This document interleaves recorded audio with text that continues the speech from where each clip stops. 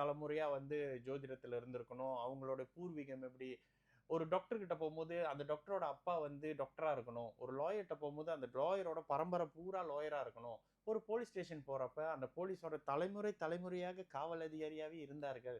இதெல்லாம் நான்சென்ஸ். ஜோசியத்துக்கு தேவையில்லாதது. வணக்கம்.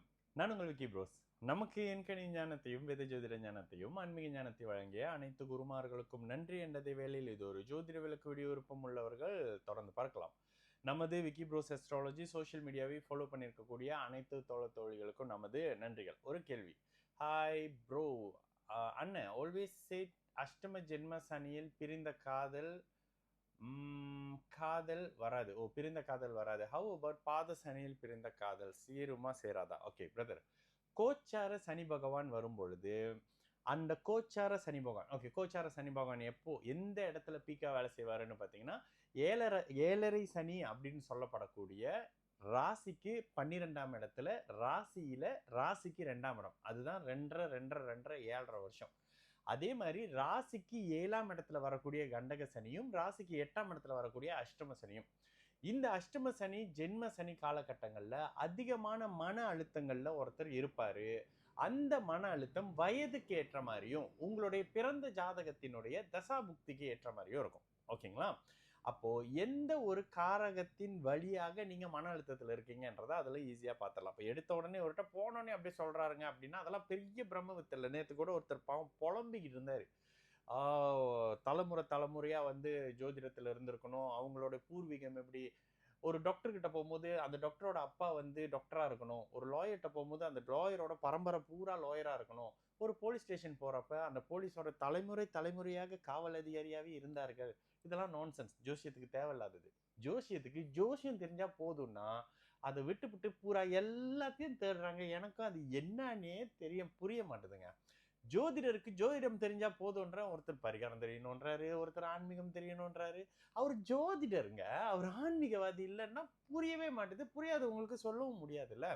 இந்த அமைப்புல ஜோதிடம் அப்படின்றது குறிப்பாக 7.5 சனி கோச்சார சனி பகவான் ஜோசியத்தை அப்படி நிரூபிப்பாரு. ஜோதிட நம்பிக்கை இல்லாதவர்கள் கூட சனி அப்படின்னா அப்படி கொஞ்சம் அப்படியே ஒரு திகில் கிளம்பும். ஏன்னா சனி மன அழுத்தங்களை கொடுப்பாரு, அள வைப்பாரு, கஷ்டப்படுத்துவாரு, ஏமாத்துவாரு, குழிக்குள்ள நம்மளையே போய் விழ செய்வாரு. அப்ப இந்த இடத்துல பாத சனியா வரக்கூடிய இடத்துல பிரிந்த காதல் சேருமான்னா, ஐயா 7.5 சனிக்கு முந்தைய ஒரு 2-3 வருஷம் அமைப்புகள்ல சில உறவுகளை அறிமுகப்படுத்தும் பொழுது அந்த உறவை வச்சுதான் உங்களை அடிக்க போறாருன்றது தான் மேட்ரு. அப்போ அடி வாங்குறது அப்படின்றது முடிவாயிருச்சு. அது விரய சனியில ஆனா என்ன, ஜென்ம சனியில ஆனா, பாத சனியில ஆனா ஆகுமா? ஆகும். இதனாலதான் 7.5 சனி அமைப்புகள்ல, ஜென்ம சனி அமைப்புகள்ல சில தசாபுக்தி அமைப்புகள் வரும்போது ஏன் திருமணத்தை ஒருத்தர் கேட்கிறாரு, ஏன் எப்ப பாரு திருமணத்தை பத்தி பேசுறீங்க? இது ஒரு இமோஷனலான ஒரு கம்யூனிட்டிங்க. இந்த தமிழோ இந்து கம்யூனிட்டி, இந்திய கம்யூனிட்டி வந்து ஒரு இமோஷனலானவங்க. இப்போ சும்மா ஒரு படத்துல 10 படம் வந்து நல்லவரா நடிச்சிட்டா ஒரு நல்லவர் அப்படின்னு நம்புறவங்க. அப்ப இந்த மாதிரி இருக்கிறவங்க குடும்பம் உறவுகள்ல பிணைஞ்சு அப்படியே அந்த உறவுகள் சார்ந்த அமைப்புகள்ல நம்ம வெளியில வரவே ரொம்ப டைம் எடுத்திருந்திருக்கு இதுல இருந்து. அப்போ இது சார்ந்த அமைப்புகள்ல சிக்கிக்காதீங்கன்றனால தான் அதை சொல்றோம். அப்ப நீங்க கேட்ட கேள்வியோட படி பாத சனியில பிரிவு ஏற்பட்டால் திரும்ப சேருமா சேராதா? அது ஆல்ரெடி ஜென்ம கோச்சார சனியினுடைய பாதிப்பு தானே பிரதர். கண்டிப்பாக இந்த மாதிரி அமைப்புகள்ல சேர்ந்தவர்கள் 100 பேர்ல 100 பேரும் இருக்கிறதுக்கான வாய்ப்பு மிக குறைவு. சிலர் பிரிவு வந்து எப்படி இருக்கும், வேலை காரணமா தள்ளி இருக்கிறது, ஆரோக்கிய பிரச்சனை காரணமா தள்ளி இருக்கிறது, குடும்ப பிரச்சனை காரணமாக தள்ளி இருக்கிறது, குழந்தைகளின் ஆரோக்கியம் காரணமாக செப்பரேஷன் வரும்ல.